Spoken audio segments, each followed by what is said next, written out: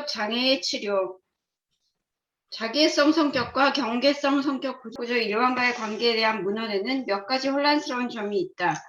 이 문제에 대해 필자가 앞에서 말한 것을 요약하면 자기애성 성격 내담자의 자아의 구조적 특성과 방어 구조는 경계성 성격 구조 내담자의 그것과 매우 비슷하면서도 구체적으로는 차이가 있다.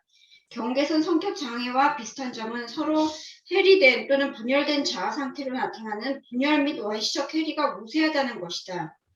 그러므로 거만한 거대성과 부끄러움과 열등감이 자기애성 성격에서는 서로 영향을 주지 않고 공존할 수 있다. 분열 기제는 원시적 유형의 투사와 이상화, 전능한 통제, 자기애적 철수 및 평가절하에 의해 강화된다. 이 모든 방어는 경계선 성격 구조 내담자와 자기애성 성격 내담자의 특징이다. 자기애성 성격 구조와 경계선 성격자의 차이는 전자에는 매우 병리적이지만 통합된 거대 자기가 있다는 것이다. 이 용어는 코엇이 제안했다. 그러니까 거대 자기라는 용어 말씀하시는 거죠? 네, 그렇죠. 그랜디오스 셀프라는 말은 코엇의 용어죠. 예, 필자의 생각에는 이러한 거대 자기는 유아기와 초기 아동기의 현실적 자기, 이상적 자기 및 이상적 대상의 기초가 병리적으로 응축된 것이며 결국 그렇지 않았다면 초자아로 통합되었을 몇몇 구성 요소를 함입한다.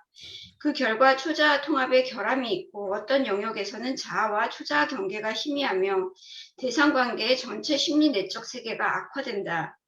그것은 거대 자기에 의해 평가절하되고 어두운 자기 표성과 타인 표성에 의해 통합되지 않은 가학적인 초자아 전조를 반영하는 잠재적으로 박해하는 성에 의해 대체된다. 병리적 거대 자기는 자기의 원시적 해리 또는 분열을 보상하는 대신 대상관계의 악화라는 대가를 치르는데 이는 자기애적이지 않은 경계선 내담자의 그것보다 훨씬 더 심하다. 여기서 보시면 이 거대작이라는 코엇이 거대작이라는 용어를 썼지만 여기서 컴버그는 어쩌면 자기 나름대로 또 거대작이를 더 정의를 하고 있죠.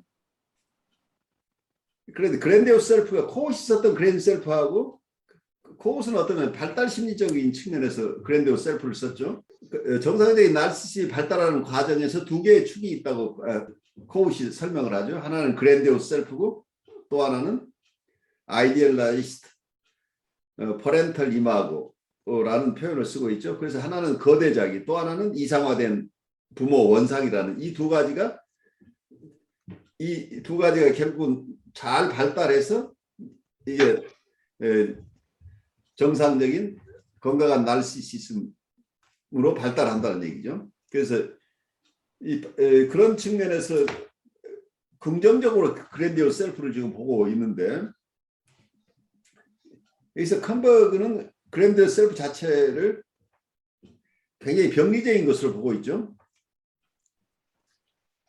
여기서 컴버가 이야기하는 것은 유아기와 초기 아동기의 현실적 자기라고 하는 것은 리얼 셀프를 얘기를 하죠. 그리고 이상적 자기 및 이상적 대상의 기초가 병리적으로 응축된 것이며 이렇게 설명을 하고 있죠. 여기서 대상의 기초라는 얘기가 좀 이상하죠. 내가 좀 원문 가지고 좀 설명을 다시 해보면 여기서 코스의 그랜디오스 셀프를 설명하고 나서 in my thinking 내 생각으로는 this grandiose self is a pathological condensation of rudiments of the real self, the ideal self, and the ideal objects of infancy and early childhood, and thus incorporate some components that would otherwise become integrated into superego. 이렇게 표현을 하고 있어요. 그래서 코우시 얘기는 내 생각으로는 이 거대 자기는 리얼 셀프, 자기의 현실 자기와 그리고 이상적인 자기 그리고 이상적인 대상들의 초기 형태들이 병리적으로 응축된 것이다 라고 표현하고 있고, 그리고 그래서 이런 병리적인 응축이 생기지 않으면 슈퍼 이고 속에 통합되어야 될 여러 가지 요소들이 이 속에 포함되어 있다는 거. 이런 거대 자기가 발생하지 않으면 슈퍼 이고의 요소가 될 부분이 많죠. 왜냐하면 여기서 이상적인 자기라는 거, 아이디얼 셀프가 있고 또 하나는 여기서 아이디얼 아브젝트는 대상이 여러 개예요. 그러니까 이상적인 대상들. 그 이상적인 자기나 이상적인 대상들이라고 하는 것은 어떠면 이고 사이칼리 쪽에서는 슈퍼 이고의 개념 속에 포함시킬 수 있는 것들이죠. 그래서 어떤 면에서 이 거대작이라는 게 생겨남으로써 슈퍼 이고가 내용이 부실해졌다는 얘기죠. 초자아가 이상적인 내용들이 들어가지 않고 초자아 자체가 미발달한 상태가 돼버리겠죠. 그러다 보니까 이 대상관계 자체가 굉장히 악화됐다 이렇게 표현을 하고 있죠. 여기서 자아와 초자의 영역이 불분명해졌다 이제 이렇게 이론을 하고 있죠. 어쩌면 이게 초자로 포함돼야 될 것이 거대자기 속으로 들어갔는데 거대자기는 뭐예요? 그랜디오스 셀프라고 하는 것은 어떤 이고 속의 일부라고 설명할 수 있겠죠. 그러면 이 그랜디오스 셀프가 초자아로 갈 것을 다 포함하고 있으니까 초자아가 부실한 초자아가 되어버리죠. 그리고 이고와 슈퍼 이고 간의 경계도 불분명해졌다 이렇게 표현하고 있고 그리고 대상 관계를 포함하는 전체적인 심리 내적 세계가 악화되는데 이러한 심리 내적 세계는 한편으로는 거대작에 의해서 그리고 평가절하되고 어두운 자기 표상과 타인 표상에 의해서 그리고 통합되지 않은 가학적인 초자 전조를 반영하는 잠재적으로 박해하는 이미지들에 의해서 대체된다고 저자는 설명하고 있습니다. 대상과학이 이론 쪽에서 심플하게 설명을 한다면 이 얘기가 뭐 초자 전조라는 얘기가 나오는데 가혹한 초자 멜라니 클라인은 이 초자라는 개념을 생애 초기 1년에 이미 초자가 있다고 봤어요. 그러니까 프로이드가 봤던 이런 도덕류의 초자가 아니에요. 그러니까 나쁜 대상이라는 개념이죠. 결국은 배드 아브젝트하고 굿 아브젝트가 있죠. 그 퍼스큐터리 아브젝트라는 박해하는 어떤 대상들을 얘기를 하고 있는데 멜라니 클라인이 이 박해하는 대상이란 배드 아브젝트들이 결국은 초자 전조라는 이름으로 왜냐하면 자아심리학자들의 초자라는 개념을 그냥 수용하지 않고 버린다고 모르지만 초자라는 개념을 받아들인다면 이 초자를 뭘로 얘기를 할 것인가. 그런데 멜라니 클라인이 얘기하는 초자는 프로이드가 얘기하는 초자가 아니란 얘기예요. 그래서 이게 초자가 전조라고 얘기를 하고 있는 거죠. 슈퍼이고 자체가 제대로 형성이 돼 있지 않아서 그 슈퍼이고라고 하는 것 자체가 가혹한 부분만 공격적인 부분만 잔뜩 들어있는 이런 거 남아있게 되겠죠. 그렇게 되면 온전한 보통 자아심리학자들이 건강한 슈퍼이고라고 하는 그런 슈퍼이고가 형성이 안 된다는 얘기죠. 거대자기가 슈퍼이고를 만들어낼 중요한 것들을 다 가지고 그대로 남아있기 때문에 그랜디오스 셀프라는 말은 코웃은 굉장히 발달 심리 쪽에서 아주 필요한 존재로 생각을 해서 설명을 하는데 컴버그가 코웃의 그랜디오스 셀프라는 개념을 가지고 와서 사용했는데 어떤 것으로 그랜디오스 셀프를 만들었냐면 현실 자기와 그리고 가장 이상적인 자기 또 이상적인 대상들 여기에서 있는 요소들을 함께 다 뭉쳐가지고 그랜디오스 셀프라는 걸 만들어 버리니까 그랜디오스 셀프는 온갖 게 다 들어가 있죠. 거대자기가 됐다는 얘기죠. 그래서 이런 게 형성이 되니까 정상적으로 발달해야 될 초자아가 제대로 발달되지 않은 상황이다 이렇게 설명을 하고 있죠. 그래서 컴버그는 이 거대자기를 병리적인 거대자기라는 개념으로 파악을 하고 있는 거죠. 이 거대자가 있다는 것 자체가 병리적이라고 보는 거죠. 코웃은 이 거대자기가 발달 과정에서 건강하게 발달해서 야망을 가진 사람이 된다. 이제 이렇게 보는 거죠. 앰비션으로 가는 거고. 그리고 이상적인 부모 원상이라고 하는 거예요. 아이디얼라이즈드 퍼렌탈 이마고는 나중에 이게 잘 발달해서 이상이 된다. 이상으로 이렇게 발달하고 한 축에서는 야망이 생기고 그 야망을 가지고 이상을 추구하는 이런 건강한 사람이 되는 것을 코웃이 설명해내면서 이 두 가지 개념을 가지고 설명을 한 거죠. 그런데 이 개념을 이 그랜디오스 셀프라는 것을 컴버그는 가져와서 이게 영국의 대상관계 이론과 융합하면서 어떤 가장 병리적인 어떤 현상을 그랜디오스 셀프라는 개념을 가지고 설명하고 있다고 하는 거죠. 그래서 같은 용어를 쓰지만 전혀 다른 개념으로 지금 쓰고 있는 것으로 보여요. 조금 이해가 가시나요? 같은 용어를 썼지만 한쪽에서는 굉장히 발달 심리적으로 썼고 한쪽에서는 가장 병리적인 상황을 지금 설명하고 있는 거죠. 같은 용어가.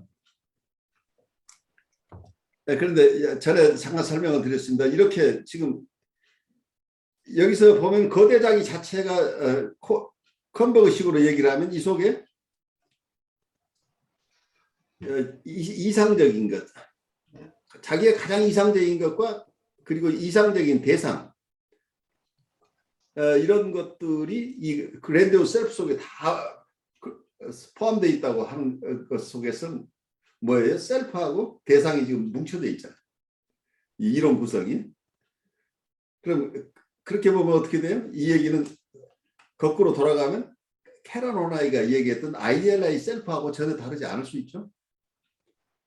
캐런 오나이가 아이디얼라이즈 셀프라는 용어를 썼는데 그 용어들을 코웃은 여기서 그랜디오스 셀프라는 개념과 아이디얼라이즈드 퍼렌탈 이마고라는 개념 두 개로 지금 사용을 했었죠. 그런데 여기에 대인관계 심리학자, 대인관계 정신분석가였던 이 캐런 오나이가 봤던 부분은 아이디얼라이즈 셀프라고 하는 것 자체가 병리적인 현상이고 슈퍼이고라는 개념 자체도 병리적이라고 봤던 얘기예요. 그런데 그 개념이 코웃에서는 두 가지 개념이었는데 다시 여기 컨버그가 설명하면서는 그랜디오스 셀프 자체를 이게 병리적인 현상으로 봄으로써 이거 자체가 어쩌면 캐런 오나이가 봤던 아이디얼라이즈 셀프라는 개념하고 거의 막 다시 돌아가는 것 같은 느낌이에요. 캐런 오나이가 봤던 것은 우리는 리얼 셀프가 있는데 리얼 셀프가 아이디얼라이즈 셀프하고 이게 서로 다른, 우리는 아이디얼라이즈 셀프를 실현하기 위해서 애를 쓴다는 리얼 셀프 실현이 아니라, 그래서 이게 모든 병리 심리적인 어려움이 생겨난다고 봤던 거죠. 그래서 어쩌면 캐런 오나이의 심리학을 대인관계 심리학이라고 얘기를 하지만 어떤 면에서는 이게 셀프 사이칼로지라고 볼 수 있잖아. 리얼 셀프를 실현해야 되는데 아이디얼라이즈 셀프를 실현하려고 하는 데서 오는 어려움이다. 어떤 굉장히 감명하게 설명한 거예요. 근데 코웃이 이론을 굉장히 상당히 복잡하게 이 두 가지 축으로 가지고 설명을 했었죠. 그런데 또 컴버그는 이걸 또 병리적인 측면을 강조하면서 코웃의 용어를 가져오면서 내용은 전혀 다른 것으로 또 바꿔냈죠. 그래서 이 3자 간의 관계가 사실은 다 같은 개념을 가지고 지금 이렇게 저렇게 응용하고 있다고 보여요. 결국은 슈퍼이고라고 하는 것 자체가 캐런 오나이가 아주 명료하게 얘기한 슈퍼이고 자체는 이게 뉴라틱한 것이다. 그 개념 자체가. 그리고 아이디얼라이즈 셀프를 추구한다는 것 자체가 이게 뉴라틱한 거다. 이렇게 근원적인 측면에서 그 통찰이 지금 그 이후에 코웃이나 여기 컴버그가 하고 있는 통찰보다 훨씬 더 종합적인 통찰이었다고 느껴져요. 자기애성 내담자가 분열기제와 심한 자아병리가 우세함에도 불구하고 표면적으로 비교적 잘 기능하고 사회적 적응을 한다는 역설은 병리적 거대 자기로 설명된다. 그러나 필자가 소위 외연적 경계선 수준이라고 할 수준에서 기능하는 자기애성 성격 내담자가 있다. 즉 그들은 경계선 성격 구조의 특징인 자아 취약성을 일반적으로 나타낸다. 여기에는 불안 내성의 심한 결여, 충동 통제의 일반화된 결여, 승화 경로의 두드러진 부재 및 심리 검사상의 1차 과정 사고가 나타난다. 치료 실제에서 자기애성 성격의 세 가지 기능 수준을 구분할 수 있다. 첫째, 어떤 자기애성 성격은 표면적인 적응이 매우 효율적이며 능력과 기술 및 높은 지능에 있어서 사회생활에서 뚜렷한 성공을 거두며 성공과 감탄이라는 형태로 외부 원천으로부터 만족을 특히 잘 얻을 수 있다. 이런 내담자는 심한 신경증 증상, 성적 장애, 이를테면 결혼과 같은 다른 사람과의 친밀 관계에서 만선적인 어려움을 겪지 않는다면 치료를 받기 위해 오지 않을 것이다. 장애에서 얻은 이득이 종종 대상관계 병리에서 유래되는 장애를 보상한다고 말할 수 있다. 병리적인 나르시시즘이 삶의 후기 단계에서 적응에 미치는 파괴적인 영향 때문에 이런 내담자는 표면적인 기능이 좋음에도 불구하고 치료를 받아야 한다. 그러나 이들 사례에서 정신분석이 치료 방법으로 선택되었다면 그리고 정신분석 치료를 받기 위해 분석 치료 중에 불안이 심하게 증가하고 피할 수 없는 갈등을 인식하는 것을 참아낼 수 있도록 도와주는 시작 시의 동기를 필요로 하는 한 치료를 할 것인지 말 것인지 결정하는 것은 때로 매우 어렵다. 때로 급한 위기에서 내담자에게 즉시적이고 단기적인 심리치료의 지지를 제공하고 나서 자기 인식이 증가하거나 이런 내담자가 특히 잘 겪는 경향이 있는 현실 생활의 좌절을 기다렸다가 나중에 정신분석 치료를 시작하는 것이 나을 수도 있다. 필자는 비록 정신분석 치료가 오래 걸릴 수 있더라도 최근 30대 후반과 40대에 분석을 시작한 이런 내담자 중 일부의 치료에 대해 낙관적이 되었다. 어떻게 생각하면 저도 약간 이유형일 수도 있을 것 같아요. 그래요? 그러면서 저는 말씀하세요. 저는 약간 이유형이 그게 섞여 있어서도 굉장히 제 입으로 얘기하긴 그렇지만 자기에 대한 굉장히 호기심이 저는 있는 형태인 것 같아요. 그래요. 그건 굉장히 중요하죠. 그런 자기에 대한 호기심이 있다는 건 내가 자기 분석이 가능하다는 얘기예요. 그러면서도 끊임없이 이런 부분을 제 어떤 성격 특성 중에 하나로 가져가고 이것을 때때로는 잘 사용하고 싶은 욕구도 제가 의식적으로 내가 이렇게 해야 되겠다 이건 아니지만 약간 느낌상 나중에 지나고 나서 생각해 보면 그런 점을 추구하고 싶어 하는 약간 그런 욕망이 있는 것 같아요. 아무튼 저는 약간 이런 성격이 섞여 있지 않나. 그러니까 병리적인 부분과 정상적인 부분을 이렇게 엄격하게 구별해낼 수 없어요. 그러니까 코웃은 건강한 나르시시즘에 대해서 잘 설명하고 있어요. 그런데 컴버그는 병적인 나르시시즘 중점으로 좀 설명을 하고 있죠. 그래서 이 두 가지를 우리가 잘 봐야 돼요. 내가 다른 사람 인정받고 싶고 이런 것들을 다 병리적이라고 보면 안 되죠. 우리 건강한 셀프 이스템은 굉장히 중요하기 때문에 남에게 돋보이고 싶고 성공하고 싶고 하는 것은 어떤 면에서는 그게 사회생활 하는데 지장이 되는 거, 다른 사람과의 대인관계에 문제가 생기는 것이 아니라고 한다면 그건 우리가 누구나가 추구해야 될 것이잖아요. 그렇죠. 그 지점이 굉장히 중요한 것 같고 어떤 부분에선 그런 게 뒤섞여 있는 것 같고요. 또 한편 면에서는 제가 약간 이렇게 논문 써가지고 뭐 이렇게 할 때마다 평을 듣는 것이 자기중심적이다. 약간 자기중심적인 주장이 객관적인 그런 근거를 들어서 어떨 때 설명하는 것이 귀찮기도 하고 무조건 밀어붙이는 것 같은 그런 평을 들을 때가 좀 종종 있는데 제가 혼자서 드는 생각은 그래 내 주장이 효율성이 있고 좀 이렇게 먹혀 들면 그만이지 그걸 내가 일일이 다 증명을 해야 되냐 약간 이런 용감한 부분이 그게 좋게 말하면 용감하지만 위니카시나 코웃이 썼던 방법이에요. 근데 하여튼 대인관계에 있어서도 끊임없이 제가 이런 부분을 그냥 혼자서 생각을 하게 되기도 하고 굉장히 양면성이 있다는 네, 생각도 그렇죠. 그래, 들기도 해요. 아주 좋은 예, 통찰이에요. 근데 이제 이 부분을 지적으로만 보지 말고 정서적으로 보셔야 돼요. 예, 예. 그래서 제가 약간 정서원. 그 정서적인 예, 예, 부분을 어디에선가 공급받는 게 중요하죠. 예. 그래, 그것마저도 인텔렉츄얼하면 저는 의식적으로 하는 것 같아요. 그게 끊임없이 있고요.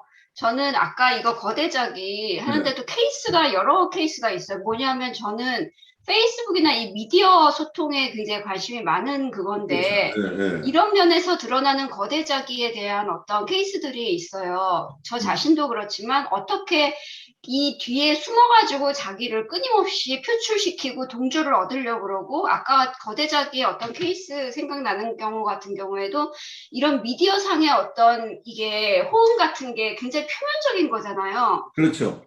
이런 걸 통해서 자기의 취약한 자아를 굉장히 이렇게 거기 만족 이렇게 그러니까 좀 메이크업하려는. 찬미를 컬렉션 하잖아요. 그러니까 예, 맞아요. 그 SNS 상에 굉장히 많은 사람들이 이렇게 활동하고 있잖아요. 예. 그게 굉장히 SNS라는 게 굉장히 유용한 도구기도 하면서 굉장히 어떤 자기의 취약한 부분이나 이런 것을 굉장히 잘 내는 굉장히 취약한 매체거든요. 부분이 드러나고 또 어떤 경우에는 지금 SNS 상에서 너무 많은 공격성들이 노출이 되죠. 예. 그러니까 거의 폭력 행위가 그냥 다반사로 일어나고 있는 상황이 되죠. 조금 다른 의미의 자유현상 같은 그런 분위기예요. 약간 어떤 측면에서 보면. 그래서 아까 그런 것도 드러나고 그러니까 약간 어떤 면에서 그게 관심이 임퍼스 있어요. 컨트롤이 안 되는 보드라인 상황들이 막 나오는 거죠. 그러니까 예. 보통은 이게 어느 정도 디소시에이션 해놓거나 억압하고 있는 이 공격성들이 SNS 상에서는 익명성이라는 것 때문에 예. 전혀 제한 없이 공격성들이 무한히 드러나는 이런 상황들이 일어나니까 어떤 면은 거기에 노출되는 사람들이 굉장히 위험해요. 그러니까요. 그리고 이상하게 약간 제가 또 약간 분석적으로 제 자신을 생각하자면 제가 약간 그런 성향이 있기 때문인지 제가 그런 면에 굉장히 예민하고 굉장히 그런 면에 조금 이해가 조금 더 이렇게 빠른 그게 제 성향 자체가 약간 그런 면을 가지고 그, 있어서 더 그렇게 보이지 않나 하는 생각도 들어요. 내가 민감한 건 괜찮아요. 그러니까 그걸 내가 아예 의식하지 않으면 위험해요. 근데 아까 얘기하신 것처럼 저는 굉장히 정서적인 어떤 부분에 대한 그런 면이 그 뭐라고나 할까 굉장히 필요하다고 나는 제가 갈구하는 면이에요. 근데 그러면서 저항하고 계시는 것처럼 보여요. 예, 맞아요, 맞아요, 맞아요. 그러니까. 그런 게 동시에 일어나면서도 끊임없이 제가 이렇게 머리로 이렇게 해가지고 그것을 어떤 거리 안에서만 이렇게 경험하려고 하는 거리를 두고 경험하려고 이렇게 해버리고 그게 어쩌면 우리 인텔렉츄얼라이제이션을 주지와 방어라고 하는 거죠. 그러니까 우리가 예, 예. 머리 좋은 사람들이 다 쓰는 방법들이에요. 아, 근데 그게 뭐 머리 좋은 건 아닌 것 같고 아무튼 거리를 두기 위한 어떤 방법이 아닐까 그래요. 하는 그런 생각이 들어요. 아무튼 근데 이 예. 정도 통찰이 있으니까 이제 조금 기회 되는 대로 분석을 조금 받으시면서 이렇게 하고 이제 본인을 통합해 나가는 작업을 하시면 이제 균형이 좀 맞게 지금은 지적인 작업이 굉장히 많이 나갔는데 정서적인 작업이 조금 뒤져 있는 상황이죠. 그러나 이들 사례에서 정신분석이 치료 방법으로 선택되었다면 그리고 정신분석 치료를 받기 위해 분석 치료 동안 불안이 심하게 증가하고 피할 수 없는 갈등을 인식하는 것을 참아낼 수 있도록 도와주는 시작 시의 동기를 필요로 하는 한 치료를 할 것인지 말 것인지 결정하는 것은 때로 매우 어렵다. 때로 급한 위기에서 내담자에게 즉시적이고 단기적인 심리치료에 지지를 제공하고 나서 자기인식이 증가하거나 이런 내담자가 특히 잘 겪는 성향 경향이 있는 현실 생활의 좌절을 기다렸다가 나중에 정신분석 치료를 시작하는 것이 나을 수 있다. 필자는 비록 정신분석 치료가 오래 걸릴 수 있더라도 최근 30대 후반과 40대에 분석을 시작한 이런 내담자 중 일부의 치료에 대해 낙관적이 되었다. 치료를 받으러 오는 자기애성 성격 내담자의 대부분이 속하는 두 번째 집단은 이 증후군에 대한 임상적 정의에서 언급된 노선을 따라 대상관계에 심한 장애가 있는 내담자이다.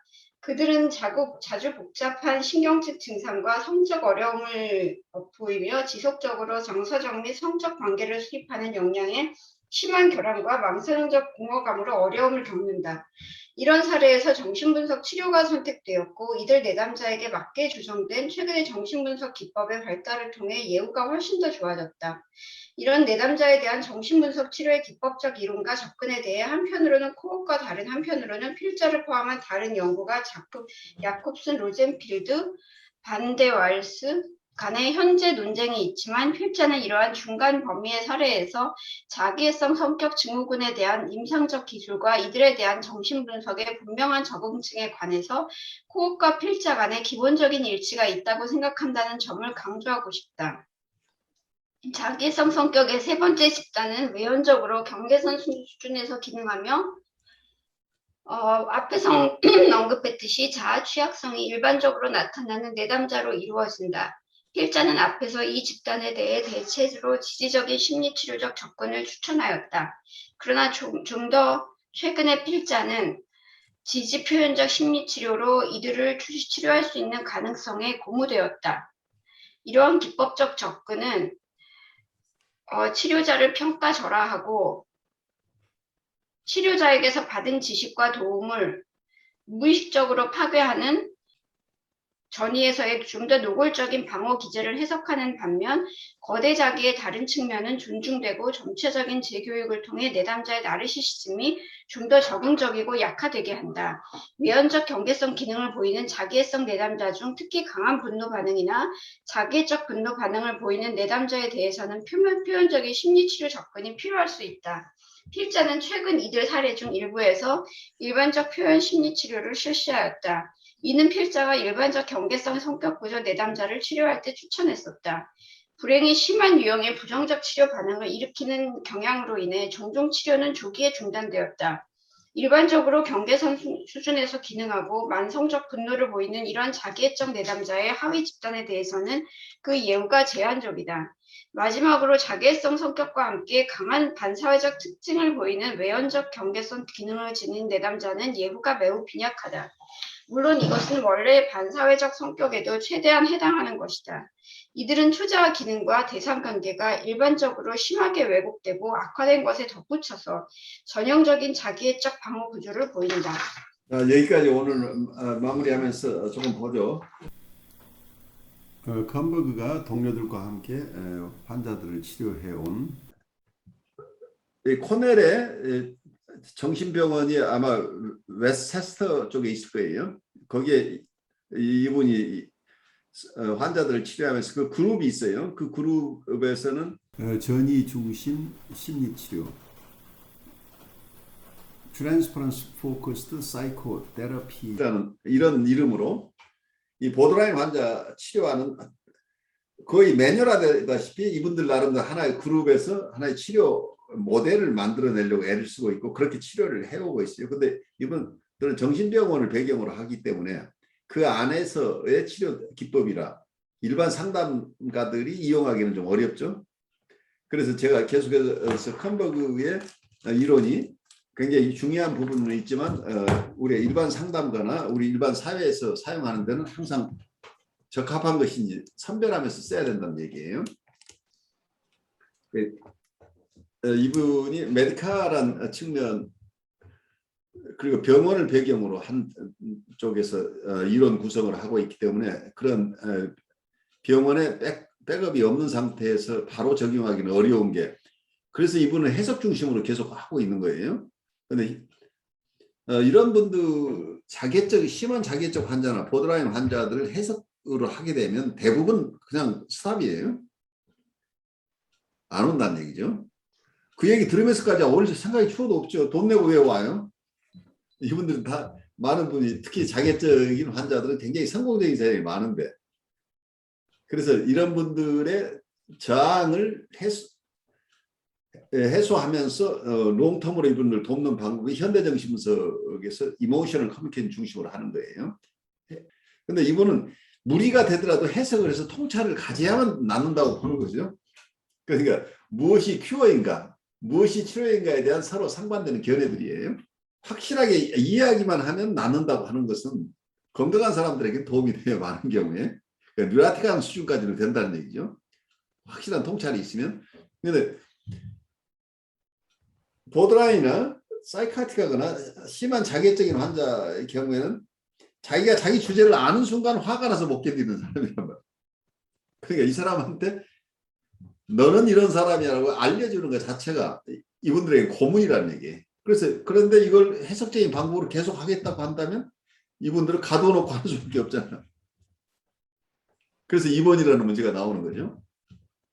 그래서 어떤 그룹이 집단적으로 이렇게 이분들 1년이고 일정한 기간 동안 계속해서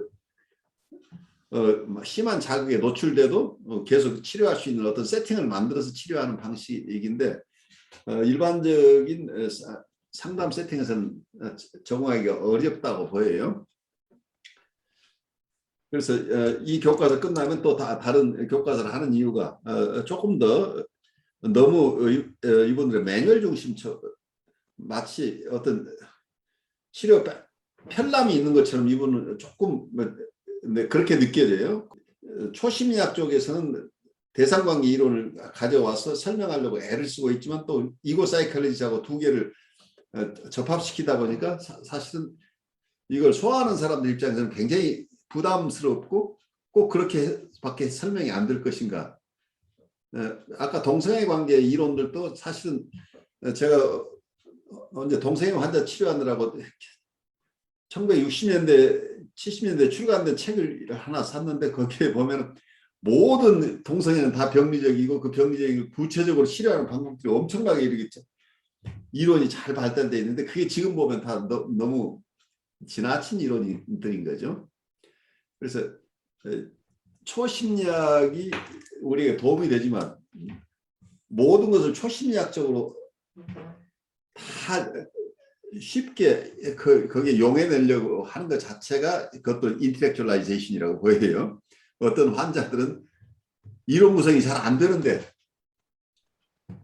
이런 저런 모습이 있는데 지금 이렇게 대상관계 이론에서 그냥 규격화된 어떤 이런 이론만 가지고 이해하기는 또 어려운 경우도 얼마든지 있겠죠. 딱 이걸 이 자기적 환자가 수없이 많은데 아까 이 세 가지로 나누어서 사람들을 다 분류한다는 것 자체가 또 무리이기도 하죠. 그 속에 아주 섬세한 다른 점들이 있기 때문에 그런 부분에서 어떤 면은 이런 이론들이 굉장히 우리에게 도움이 되지만 항상 우리는 우리가 직접 일상 삶에서 만나는 분이라고는 그분을 만나면서 구체적인 관계 속에서 이분을 파악해야 되는 거고 임상에서도 특히 임상 이론을 우리가 무의식에 소화하고 필요하면 또 책을 보면서 이해를 하지만 기본적으로는 그건 하나의 보조 자료일 뿐이고 실제 내 교과서는 내가 만나는 내담자라는 얘기. 이 사람 안에 다 있다는 얘기죠. 모든 자료가. 이해하는 방법도 이 사람을 통해서밖에 이해가 안 되는 거니까. 여러분들 애 많이 쓰셨는데 그렇게 오늘은 마무리를 하고 오늘 남은 정서 잠깐 우리 나누는 시간 갖죠.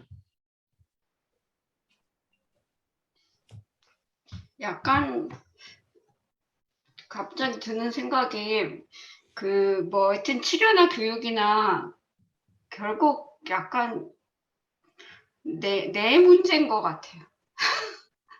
약간 뜬금없는 말이기도 한데 내가 얼마나 무엇을 담을 수 있고 내 안의 거를 많이 느낄 수 있고 또 내 존재가 어떤 건가 또 이렇게 아까 거대자기의 얘기를 들으면서도 드는 생각이 이런 내 뭐 지위나 뭐 다른 관계나 이런 것을 걷어내고 나서 결국에 나한테 남는 게 뭔가 또 내 남는 게 얼마나 돼서 또 다른 사람들을 수용도 하고 또 어떻게 이렇게 할 수 있는 거 사랑하고 할 수 있는 건가 결국 제 문제를 생각을 해보고 느끼고 하는 게 굉장히 치료사나 교육자나 저한테 굉장히 중요한 문제 같이 갑자기 느껴졌어요. 그래야 모든 사람에게 다 적용되는 거죠. 그러니까 어떤 면은 우리가 멘탈 헬스에 종사하는 사람들, 특히 어떤 라이프 코칭을 하거나 정신분석을 하거나 상담을 하거나 또 목회 상담으로 이렇게 돕는 분들 스스로가 계속해서 변모해 가지 않으면 우리가 만나는 사람들을 도울 수 없다는 거죠. 우리가 앞으로 나아가거나 뒤로 가거나 하지만 현재에 머물 수는 없다는 얘기죠. 그래서 퇴행이냐, 리그레션이냐, 프로그레션이냐 하는 거가 굉장히 중요하죠. 그러니까 우리가 내담자들을 돕는다는 건 저항은 뭐라고 표현을 하자면 프로그레시브 커뮤니케이션이 되지 않는 것을 저항이라고 그래요. 커뮤니케이션 자체가 지금까지 이루어지던 커뮤니케이션에서 담아내지 못한 것을 새롭게 표현하고 기억해내고 새로운 머티리얼들이 나오는 이런 상황 속이 치료가 진전되는데 이런 것들이 새롭게 드러나지 않고 계속 과거에 머물러 있다고 한다면 치료가 지금 저항에 걸려 있다고 보는 거죠. 그러니까 마찬가지로 이게 성장 과정에서도 과거의 패턴 속에나 현재에 안주하고 있다고 한다면 우리가 성장을 멈추고 있다는 얘기예요. 그런데 우리가 어떤 대상을 돕는 입장에 있다고 한다면 대상관계 이런 쪽에서는 그 아버지가 필요하다. 우리가 대상관계 합리적이고 좋은 그리고 통합된 대상이 필요하다고 보죠. 내적 대상이 돼줘야 되는데 그 얘기를 이고 사이칼러지 쪽에서는 아이덴티피케이션이라는 용어를 쓰는 거죠. 동일시를 통해서 인격이 성장하는 거죠. 결국은 우리가 만나는 분들이 결국은 우리의 인격을 닮아가는 수밖에 없다는, 결국은 여러 가지 테크닉한 부분이 있지만 궁극적으로는 우리라는 인격이 이 사람과 관계에서 어떻게 이분을 돕는 것인가가, 우리가 돕는 것을 이분들이 결국 우리가 돕는 그 모습이나 그 열정이나 그 방법을 이분들은 자기 것으로 결국 가져가야서 자기 스스로 할 수 있어야 되기 때문에 우리 스스로가 이 과정을 가지 않으면 이분들도 성장할 수 없다는 얘기가 되죠. 결국 우리가 정체되어 있으면 이분들도 정체되어 있기 때문에 그래서 이 치료나 상담의 과정은 온고잉 프로세스이기 때문에 어느 일방만 움직여서는 되는 게 아니고 쌍방이 같이 움직여야 된다고 저는 생각이 돼요. 그래서 같이 동반 성장을 하지 않고 나는 이미 이루었으니까 내가 도와준다는 입장 가지고는 어렵지 않을까 하는 생각이 들어요. 그 오늘 거대자기 이야기가 보니까 어쨌든 다들 그 아까 1교시에 다뤘던 내용으로 본다면 추론 과정이 있는데 컨버그는 어떤 면에서 보면은 추론에서 해석으로 빨리 넘어가려고 하는 그런 욕심이 있는 사람처럼 그렇죠. 뭐 가설이라는 거는 뭐 여러 면에서 가능한데 전체적으로 봤을 때는 이 거대자기하고 슈퍼 이고의 문제를 결국은 통합해야지 우리는 제대로 이해할 수 있지 않을까, 이제 그런 생각도 해보고요. 그리고 또 많은 사람들이 거대자기를, 근데 꼭 거대자기가 그 겉으로 드러날 때 거대자기로 드러나서 거대자기가 아니라 겉으로는 상당히 겸손한 것 같고 유약해 보이지만은 실제로 내면 속에서는 그냥 거대자기가 그대로 남아있는 사람들도 또 많은 것 같아요. 그렇죠. 어쩌면 억압되어 있는 모습으로 본인도 모르고 있는 거대자기가 있을 수 있죠 또. 예. 그래서 그 거대자기를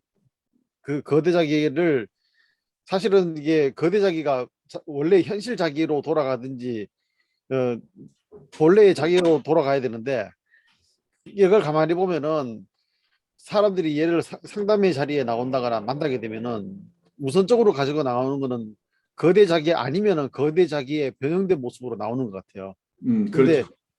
시간이 지나면서 관계가 형성되어서 서로 좋은 어떻게 보면은 가족 같은 관계, 친밀한 관계가 이루어지고 나면은 서서히 거대 자기에서 풀려나가는 것을 또 볼 수가 있거든요. 그러면 자기 스스로 거대 자기를 떨쳐두고 나중에 되면은 뭐 말하자면은 뭐 내가 뭐 어느 회사의 사장인데 우리 둘 사이에 내가 그게 무슨 소용이 있냐. 그리고 군대 같으면은 처음에는 계급 가지고 따지다가 친밀한 관계가 되면은 그냥 목욕탕에 가서 만나자 이런 쪽으로 되잖아요. 그러니까 그렇죠. 네. 그러니까 결국 리얼 셀프가 드러나는 거죠. 근데 그 거대 자기 있는 사람이 거대 자기를 풀지 않으면은 억지로 그거를 무장 해제시키려고 노력을 하면 할수록 더 그게 경직되고 강해지는데 스스로 이제 벗어 던질 때 그때 보면 이제 진전이 있는데 결국은 그 치료사와 내담자 사이에 건강한 좋은 관계가 이루어질 때 그런 일이 일어난다고 이제 그렇게 말씀드렸습니다. 그러니까 아까 얘기지만 통찰이라는 것, 통찰과 관계가 있는데 통찰이라는 게 이 관계가 없이는 통찰이 일어나지 않기 때문에 이거 서로 공론이라고 보여요. 너무 어느 한편으로 가는 것 자체가 이게 A and B지 A와 B가 아닌데 계속해서 자존심 싸움을 하고 있는 거예요. 리레이션이라는 쪽과 어떤 트레디셔널 클래식한 사이코애널리스트 쪽에서는 통찰 중심이 아닌 것은 분석이 아니다. 이건 분석이 아니고 뭐 교육일 뿐이고 뭐 여러 가지 사이코 테라피일 뿐이다고 하는 사람을 돌보는데 그걸 이름을 뭐라고 붙이건 이 사람들의 가장 적합한 방법이 무엇인가를 찾아야 되는데 너무 진영 논리가 앞서 있을 수 있죠. 그런데 해석이 제대로 되기 위해서는 관계가 이루어지지 않고 해석은 먹히지 않죠. 그런데 처음부터 해석을 중심으로 관계를 만들어 간다? 경우에 따라 각각 다르지만 이 두 가지는 함께 가야 될 것이다 하는 점에서 우리가 봐야 되겠죠. 통합적으로 보지 않고 어느 일방이 옳고 그르다라는 쪽으로 가는 것 자체는 정신분석 전체에 도움이 안 되는 것으로 보여요. 그래서 정신분석이 사실은 다른 것보다 굉장히 어려운 게 다 약점이 있는 이론들이에요.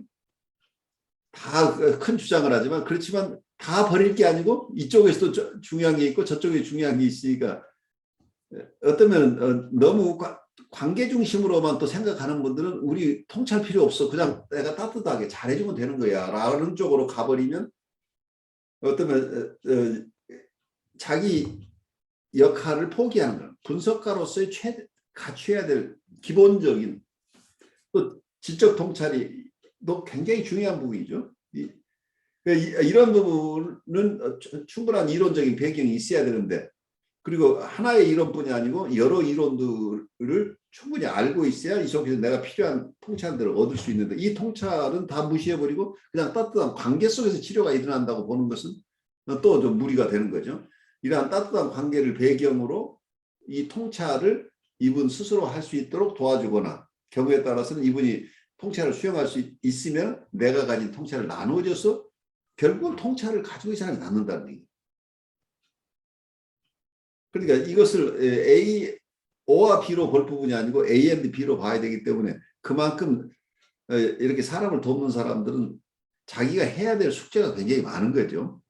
너무 그러니까 치료 관계 중심이다라고 하는 쪽은 어떤 자기 방어적인 경우가 더 많다는 얘기예요. 자기가 할 일은 뭐 그렇게 애써서 공부할 필요 없어. 그냥 내가 따뜻하게 잘해주면 되는 거야 라고만 가버린다면 이분의 전문성은 살아나지 않는 거죠. 근데 전문가로서 전문성을 과시하라는 게 아니라 좋은 따뜻한 관계를 이루고 할 수 있으려면 자기 나름대로 통찰과 이론적인 배경이 단단하게 있어야만 이게 가능하다는 그냥 이것만 할 수는 없잖아요. 그래서 쉽지 않은 거죠. 강 목사님 오늘 수고하셨고 한주혜님도 오늘 수고 많으셨어요. 유 목사님 다들 수고 많으셨습니다. 우리 또 다음 주에 뵙죠.